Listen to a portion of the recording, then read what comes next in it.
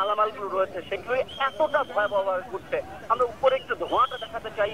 আমি জানি না এই রাতের আলোতে আপনারা এখন জনতা টাওয়ারটা দেখছেন, এই জনতা টাওয়ারের ডান দিকে আমরা খানিকটা একটু ধোঁয়ার জায়গাটা দেখাতে চাই। শুধু ধোঁয়াটা, এই ধোঁয়া যেভাবে কুণ্ডলি পাকিয়ে উঠছে এবং এখানে আমি জানি না যে ক্যামেরার চোখে কতটা দেখা যাচ্ছে, খালি চোখে আমরা যেভাবে ধোঁয়াকে উঠতে দেখছি, পাক খেতে দেখছি, তাতে বোঝা যাচ্ছে প্রচন্ড বাতাস। এবং আপনারা দেখছেন এই বাতাসের মধ্যে শুকনো দ্রব্য, পেঁয়াজের খোসা এরকম কিছু পুড়ে সেগুলো বাতাসে বা মরিচ, শুকনা মরিচ থাকে এখানে অনেক, সেগুলো কিন্তু পুড়ে যাচ্ছে। আমরা এখন নিচে দেখাতে চাই আগুনটা আরো ক্রমশ বাড়ছে, ক্রমশ আগুন যেন মানে আরো ভয়াবহ রূপ নিচ্ছে। আর যতটা পারছে তো যতটা সময় গড়াচ্ছে আগুন আসলে ততটাই ভয়াবহ রূপ নিচ্ছে।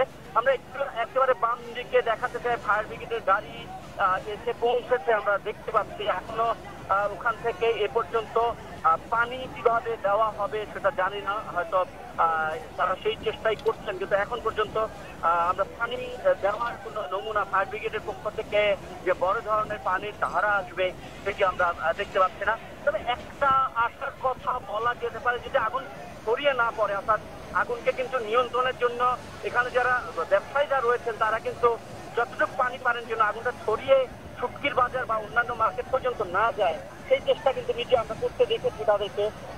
তারা যদি সেই চেষ্টা সফল হন তাহলে কিন্তু এই আগুনটা এখানে, অর্থাৎ এই হাসিনা মার্কেটের যে শুকনো মালের আরো সেটি পুড়িয়ে নিজে নিজে হয়তো ঠান্ডা হতে পারে। এবং একটা সবচেয়ে ভালো বিষয় হচ্ছে, আপনারা জানেন কিছুক্ষণ আগে কাল বৈশাখী ঝড় আর প্রচন্ড বৃষ্টি হয়ে গেছে, গাছ এখানে ভেজা, মাটি ভেজা এবং এমনকি এই টিনের চালগুলো ভেজা ছিল।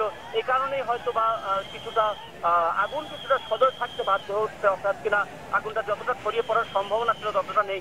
কিন্তু যে তাপ আমরা এখান থেকে, আমরা অনেকটাই দূরে রয়েছি, অন্তত 20 গজের মতো তো দূরে আছি, তারপরেও আগুনের যে তাপ অনুভব করছি তাতে কিন্তু অনেকটাই এখানে পুরো সবকিছু শুকিয়ে যাওয়ার কথা এবং শুকিয়ে গেছে।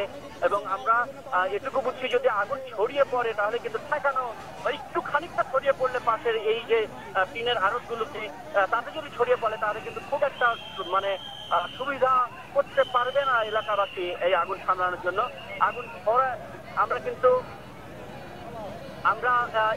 একটু বলতে চাই, আমরা যে জায়গায় দাঁড়িয়ে আছি আমি জানি না, এটা আরেকটি মার্কেট, তার নিচে কিছু খাবারের হোটেল, কিছু শুকনো মালামাল আমরা রেখেছি।